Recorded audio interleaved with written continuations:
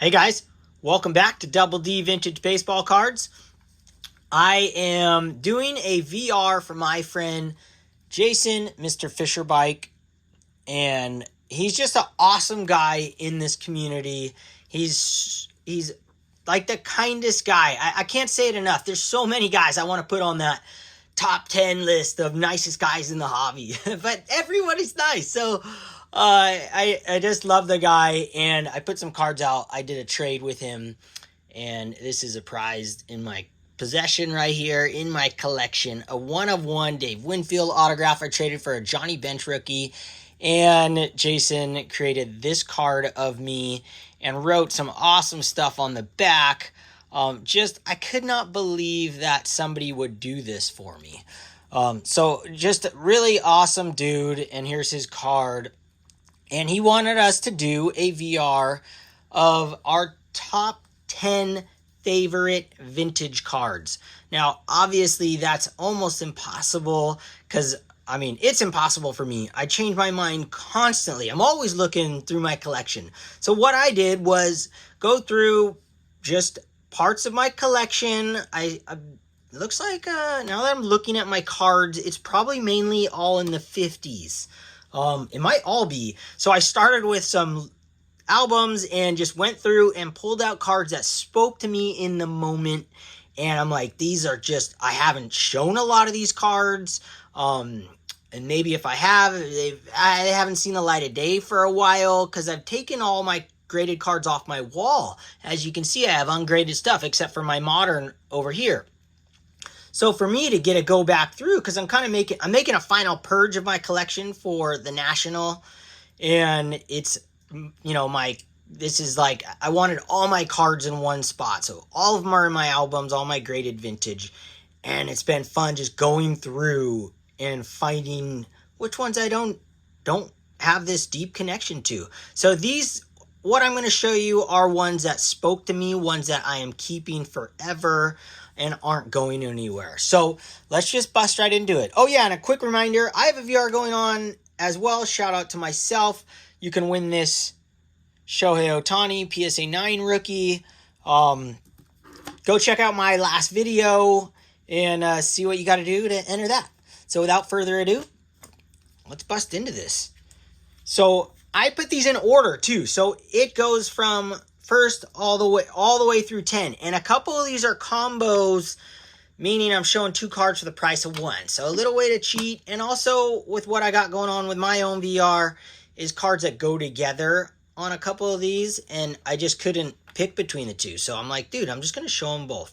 So first card we have is the dual player, of course. And this is coming in number 10. Ernie Banks and Hank Aaron, 1963 Topps card. This, what is not to love about this? And I'm going to pair that up. I couldn't pick between the two.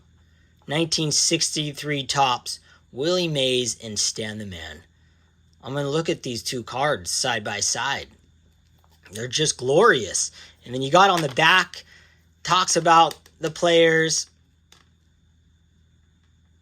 Isn't that just insane?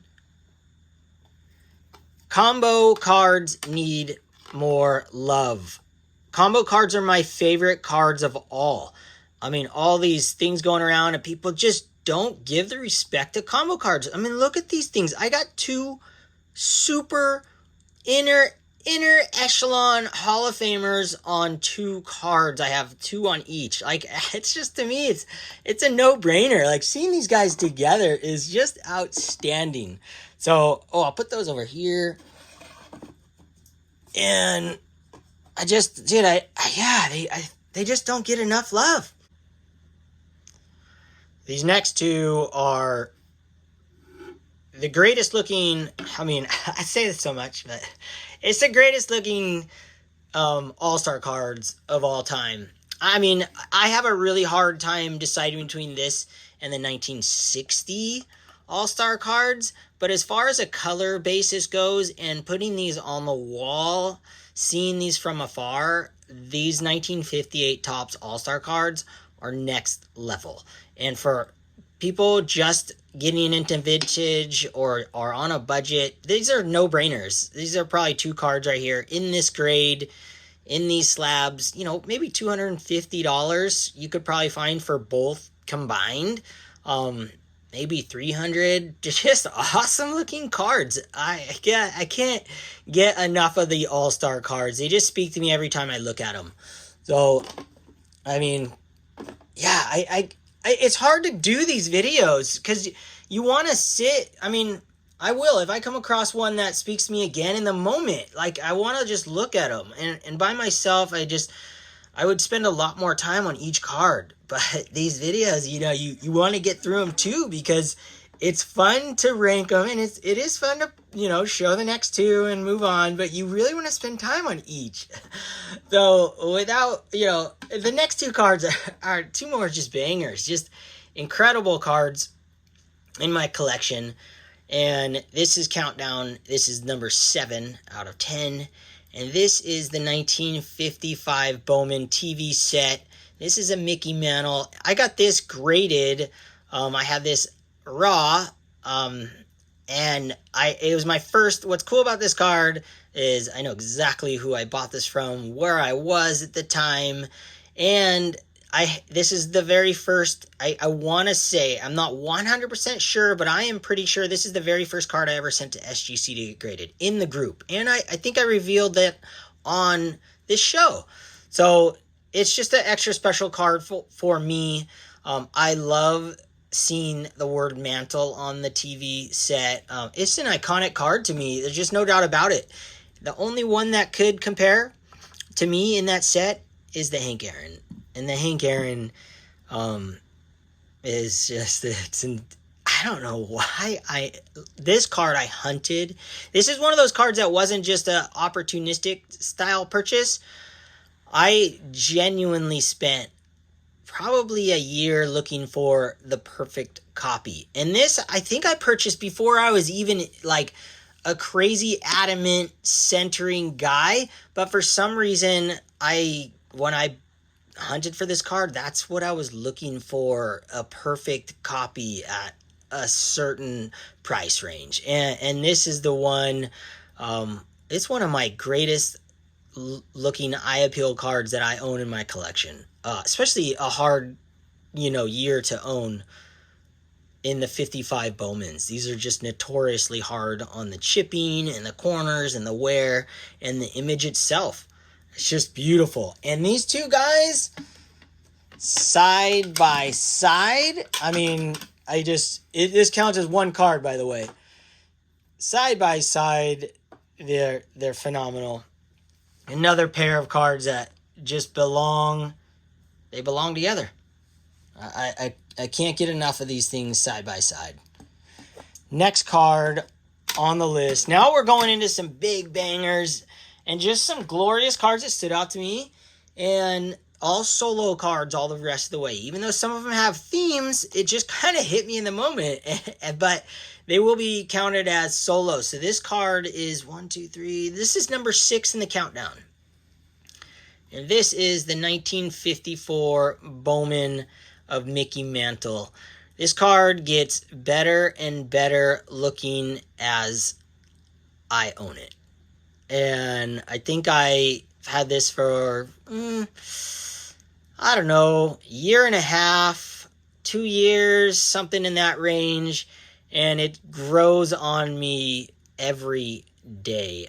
When this was on my wall, my eyes just gravitated towards the color and the clouds and the really great portrait of Mickey Mantle, but really the New York and the New York hat and the way it just looks to me, this looks old school. And you got his autograph right here. A set that's underappreciated, and I guess for good reason. A lot of them are kind of just blah, but this one really stands out to me. I know there's people out there that this is their favorite set of all time, I'm sure.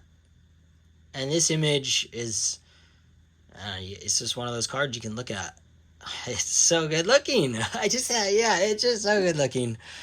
Oh, that is number 6, wherever I was. Next card is one that I have shared.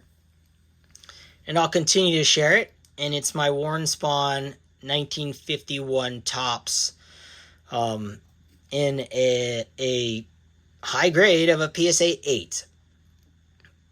This is a card that this set has always spoke to me since I was a kid. My friend had one in his album, and I've seen these over the years, and it always intrigued me. I have an unopened pack of this graded. I have one other card graded from this set. I have always been on the hunt, but I want to find them in the flesh, so I'm really hoping to find the Yogi Berra because it fits in my collection as far as an MVP. And this set, you guys are going to see something insane at the National, and it has to do with the 51 Top set, and I'm bringing them. It's just really sick. I'm really excited about it. So 51 has been on the brain a lot lately, and I love this card so much. I love this set. It's just one of those glorious sets. Just an incredible design. I know it was a game, but this is a 1951 Topps card, guys. So for me, 1951 Topps, when I'm putting the Topps sets on my wall, which I've done numerous times from 51, I start at 51 all the way till present day. And I think they had a set way before something, I don't know, but I know for sure for baseball, this is the very first one. I include that as far as the run goes for Topps. So next card, we'll just stay with that order, and we'll stay with yellow, and we'll come in here on the side for the Bob Feller 1952 Topps card. A really, really, really pretty card to display as well.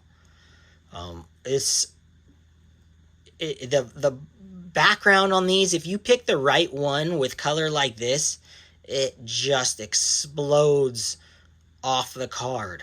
And his image with his dimple right there, and the image of the Wahoo, like these 52s are all-time set from the 50s. Oh my gosh. And the backs of these, just kind of classic look of the 52. You know it when you see it every time. But this Bob Feller is a beautiful, beautiful card. I'd love all my 52s to look as good as this one. This is probably my best looking 52 Topps card. And I struggle with 52 because they're so impossible to find perfectly centered.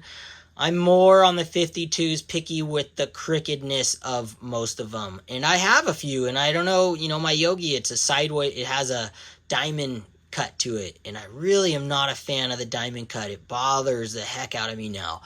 And I had a bunch of them because I wasn't looking at the cards the same way I do now. So a glorious 52 right there. Put him next to Spawny for a really pretty portrait all the way across right there.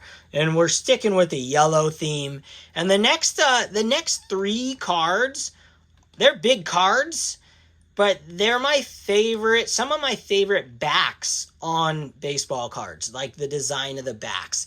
But obviously the front's freaking gangbusters too. And this one is, let me focus it, 1955 Topps, Hank Aaron. And this, a lot of people would probably say this is his greatest looking baseball card. I'm still a bigger fan of the 54 for so many reasons that I wouldn't put this second year card in that category. I prefer actually the Bowman 55 that I showed earlier over this one. Although this one on the wall just is like an incredible looking card. And the backs on this is a set, like I have displayed these backwards a few times with two side by side on either side because the backs are just so cool. They have color all over them, and then you get the cartoon, and you just get some really fun stuff on here. I can't get enough. Look, you even got Babe Ruth on this card right here. So, this card is just a really magical card. Yeah, the facsimile autograph, the logo, the hat, the swinging pose. Hank Aaron, really easily read. Outfield, Milwaukee Braves. On the wall, this is just, yeah, one of those that you could just look at for a long time. Would I buy this copy today? No, because it's not perfectly centered. Is it like the most glorious card regardless? And the color on this card is absolutely out of this world. Yes. Am I going to buy a different one? No. This is good. And I'll probably own this one forever. But you know what? Every time I say forever, I do it. So who knows? I come across a perfectly center one that looks better. I might trade it. I don't know. But it's hard to get rid of cards that look so beautiful like that. So there we go. And this, we're coming down. So this is card number 7 coming up. So that was card number 6, actually. 6, 7, or 7, 8, 9, 10. Oh, that was number 7. So we're getting up there, guys. So these next ones are like just more bomber cards. And this one is no exception to that rule. And I've shared this before.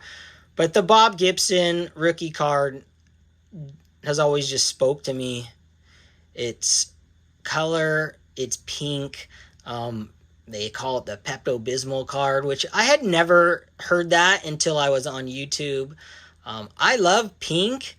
I have pink all over our house because my wife loves pink. I love the color pink. I used to not love the color pink, and now I love the color pink. So pink cards have a special place.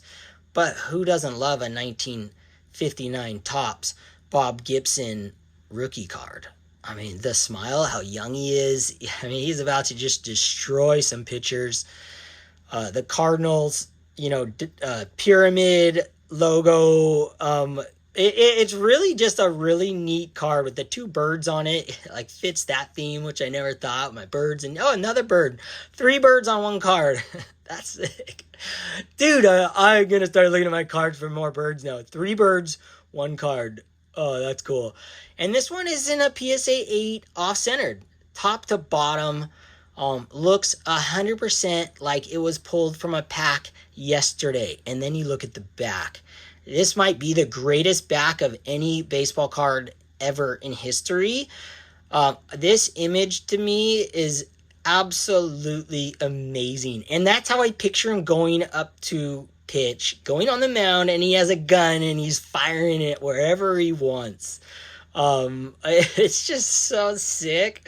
A cowboy slinging his gun. It looks like the sheriff is in town. Exactly what Bob Gibson was. He was the sheriff. And look at this card. Stunning, pointy corners, very, very bright back. And the front is no exception. One of those cards that I could look at forever. And it's not perfectly centered.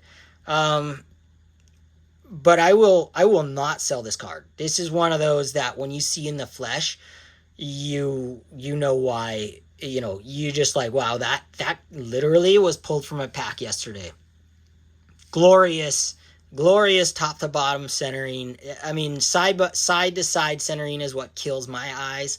Yeah, I don't hunt these down anymore like I was, these PSA 8s top to bottom centering. I have a lot of them in my collection still, and I won't be selling the big ones because they look so awesome. So I know I spent a lot of time on this card, but I can't stop staring at it. The next 2 are even more glorious. Let me push these down. Whoa. Slide them down the track. Focus. Next one here. I could have picked a million other cards to go in the next ones. But this one is, the next 2 are Grail cards for life. They are huge cards for my collection and when I purchased them. And both of these I purchased from the same person and a collector from where I live. And his name is Ernest. And I purchased these in the flesh. And they're cards that they spoke when I grabbed them. I mean, I've always wanted these cards, and the color and the image on these cards are outstanding, and they're iconic. full-blown iconic cards, and this one is huge. Ernie Banks, rookie card, 1954 Topps. Anytime I get a chance to hold this and look at this image on this card, this is a really, really fine specimen right here. I know it's not perfectly centered top to bottom, but it's a white bordered card with a white colored background. So you really can get away with a lot of off-centering top to bottom and side to side on the Banks card. This one, the name's not cut off, so to me, it is centered enough. But really what is outstanding on this one is the image on this card. The color on this card it's perfect. It's like it was printed yesterday. And the backs on these, another one of my favorite backs of all time. Not this card in particular, but the 1954 Topps set. The backs on these are outstanding. Beautiful, beautiful backs. When Topps really spent time on every single back, and artists spent time, and comic guys spent time writing things. Awesome in a perfect PSA 4. Look at that card. I mean, he's so young looking. You have his facsimile autograph. You have the Bear logo, the Cubs. I mean, the Chicago Cubs shortstop with the Bear. All of it, and the Ernie Banks, the way it pops when you have it on the wall. And you have the second image here, and my wife's a designer. I always think about how they cut this out. They probably cut this out by hand. And then, like, I don't know how they mocked them up back then. You know, the computer situation in 1954 wasn't so hot. It baffles my mind how designers came up with these cards back in the 50s, and how, like, the card that is coming up next to me is another one of those that is made fun of a lot and is frowned upon. But to me, the next one is probably my number 2 favorite card in my entire collection, on a basis of a Grail card. A card that I never thought in 100 million years as a kid would ever own this card. A card I saw everywhere, all over magazines, all over everything. And a card that is bright and beautiful and colorful. And designing this card, cutting the heads out of the floating head cards and making a design like this, I think is awesome. I think it's so underappreciated. I mean, you know what? It's not. It's not underappreciated. Only on the YouTube is this card underappreciated.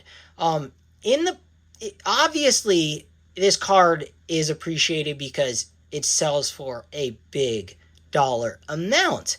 And they're hard to find in a beautiful, beautiful image on it. And they're almost impossible to find perfectly centered.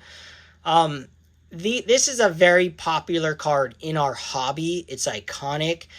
On YouTube, people don't like it. And it blows my mind because it's such an iconic card. And it's so beautiful to look at. All the colors on this card. I mean, you can see behind you how much I love the floating heads. I have a whole row of them. The designers that came up with this to have 4 players on one card as the rookies, I salute them. I think they did such a great job on this. The scribing here, the name and the player and the team, where they played, the color of the red, and then they cut their heads out and put them on it. Every time I look at this card, it blows my mind how beautiful it is. So anyone out there that hates these floating heads, that's fine. I mean, I just don't get it. I love this card so much. And this one itself is a beautiful example. Would I buy this today? No, I would make sure I hit the perfect image like this, but also the centering, and I would just take my time. Will I sell this? No way. In the flesh, I mean, hopefully it's coming across on the video, but the image on this is just like the Banks. It's perfect. It looks like it was out of a pack yesterday. It just has a little scuffing right there. I don't even know how this thing is even a 5. Like that Banks 4. I mean, this is why I love PSA. But this card right here, it's one I can just look at and spend time with. Man, I love this card. So that's my number 1, guys. I could have grabbed a couple other ones, as you know. But this, to me, always speaks to me. And I'm flipping through, grabbing cards that spoke to me. And this one, I can't stop what I'm doing and pull this card out every time I come across it. Have that in my collection is so special. Just enough on their screen right there to have Pete Rose's head showing. And that's all you need to see. I mean, when you know this card when you just see that corner right there. You're just like, that's it. That's a Pete Rose rookie card. One of those cards that every collector who's been collecting cards forever, in my opinion, should own that card in one way, shape, or form. Doesn't have to be in a 5. It could be in a 1. It doesn't matter. Just having that card is iconic. So hope you guys enjoyed this video. I loved this video. I thought about it and realized what I wanted to share and how I wanted to come up with the 10 naturally in a way that I just go through my album and just pull cards out that speak to me in that moment, because it is impossible to pick my top 10 favorite cards of all time in my collection because it changes constantly. Yeah, my phone ran out of storage as usual. I gotta delete some videos. I think I was at where my top 10 are always changing. So I love looking at cards. I love looking at my collection and appreciating what I have and loving new ones more one day and then changing it the next day. And it just, that's what makes collecting so fun, because it just doesn't get old, and there's new ways to organize your cards and to go through them and think about them differently. So anyways, I hope you guys enjoyed that. For me, it was a blast to bust out these cards and share some deeper thoughts about each of them. And I know it was long, but that's just how it is. I don't want to rush it, and I want to look at the cards that I want to look at, and I appreciate all of your kindness towards me in this YouTube hobby and friendships. And I can't wait for the National, and I'm just like losing my mind waiting for the National. So, dude, I'll let you guys go. Thank you guys all for watching, and can't wait till the next video. Okay, and go check out my man Jason's VR and his channel for some epic content. Okay, later.